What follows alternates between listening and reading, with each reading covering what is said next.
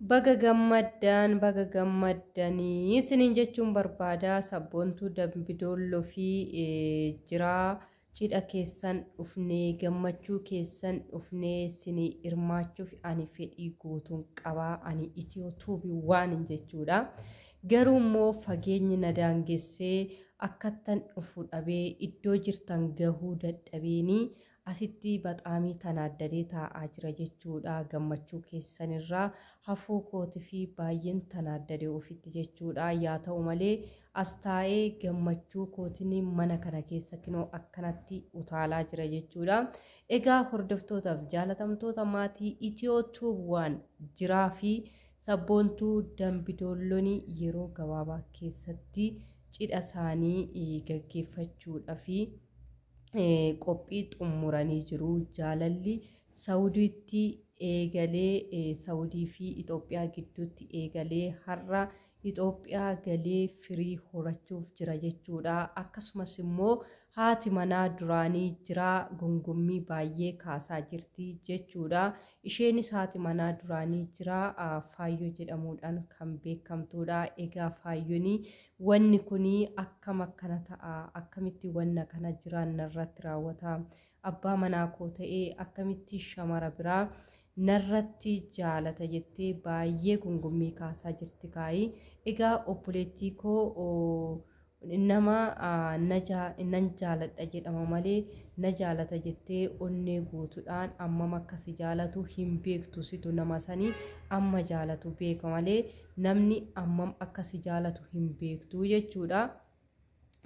Kun wanna ta'eefi egaa jiraa maatii waliin horattee jirta. Atisii kun maatii waliin horattee adda bahuun baay'ee nama gaddisiisa jechuudha. Baay'ee nama gaddisiisa. Haa ta'u malee kammoo jireenyi keessanii hin taane inni kaa urfa laalee dubartii biraa kana sirratti fiduu danda'ee jira. Eega sirratti fidee booda ati nama fayyaa qabuudha, nama fayyaalessa guutuudha waan ta'eefi womaa gochuu hin dandeessu. Sin hiisisas kan jettuun dhiistee nagaan daa'ima kee guddifachuu siif wayyasiin jedha. Yaa giiftii koo yaa Faayyoo jaalalaa malee sabboontuu Dambidolloo nama tokko miti, nama danda'amu miti. Kinoo Saawudiidhaa dhuftee abbaa manaa kee laqamsi harkaa gootee jirti jechuudha. Kun wanna jiruu fi ati dhiisii homaa gochuun hin danda'amu. Isheen qophii ishee xumurtee jirti waan ta'eef ati of jabeessii yeroo kanatti kasi barbaachisu of jabeessuu tigistii isa jedhamu san beektaa? Tigistii godhachuudha malee wanti biraa waa tokko wanta xiqqootu hin jiru jechuudha.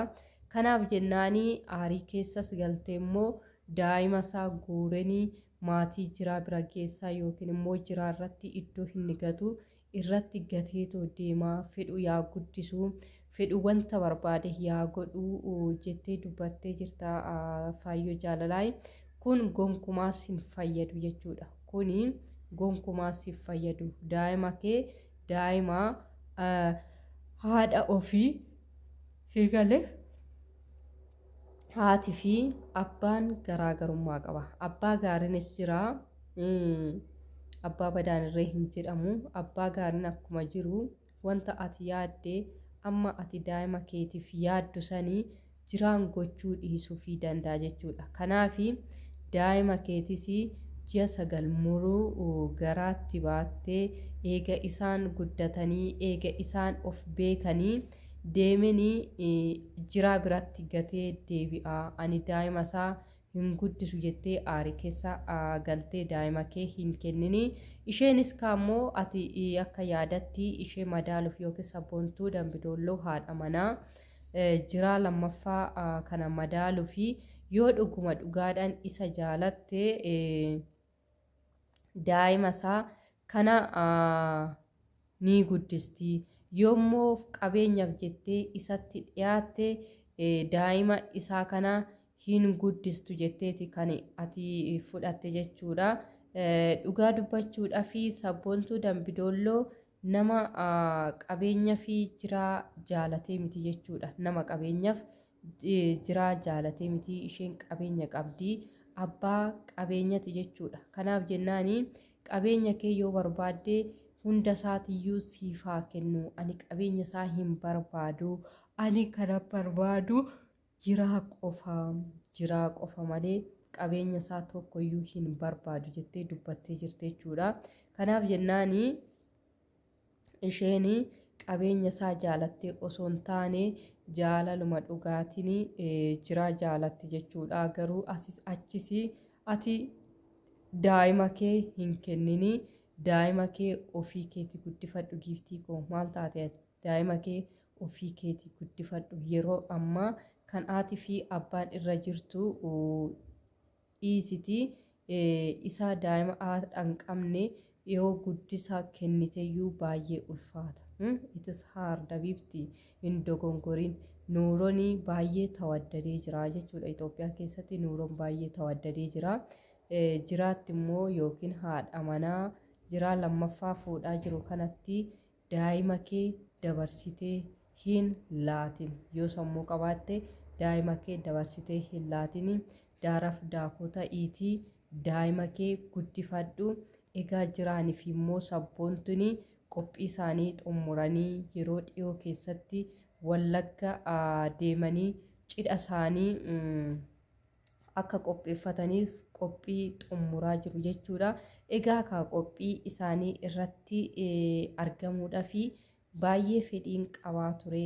Garuu immoo baay'ee tokko biizii ta'een jira jechuudha. Hojiidhaan baay'ee tokko silan biizii ta'ee jiruuf malee cidha sabboontuu Dambidoolloo fi jiraa osoo hin dhaqee hirmaadhee baay'ee gammachuu koo hin danda'u jechuudha. Garuu immoo sabboontuu asuma taa'ee baga itti si ga'ee koongiraasiin jechuu barbaada. Sabboontuu baay'ee intala baay'ee cimtuu baay'ee akkuma maqaa ishii sabboontuu Oromoo kan taatedha.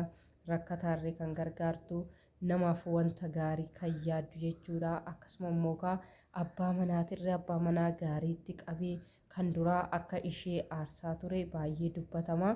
Egaa immoo amma abbaa manaa gaariitti qabee kinoo arra geessee jirti. Sabboontuu Dambidoolloo baay'ee si jaaladha. Baay'ee si kabajaa. Garuu si arguudhaaf fedhii guddaa qabaa ture. Fageenyi na daangessee homaa gochuu hin danda'u. Asuma taa'ee viidiyoo kana siif hojjedhee viidiyoon kunis immoo akka si bira ga'u abdiin qaba. Akkuma viidiyoo kana argiteen koomentii naaf kaa'isiin jira. Irra deebiidhaan sabboontuu Dambidoolloo fi jiraa baga gammaddan unkaan dassaalachuu malkaam gaabichaa ይሁንላችሁ በቃ malkaam gaabichaa cidha gaarii siniif haa ta'u.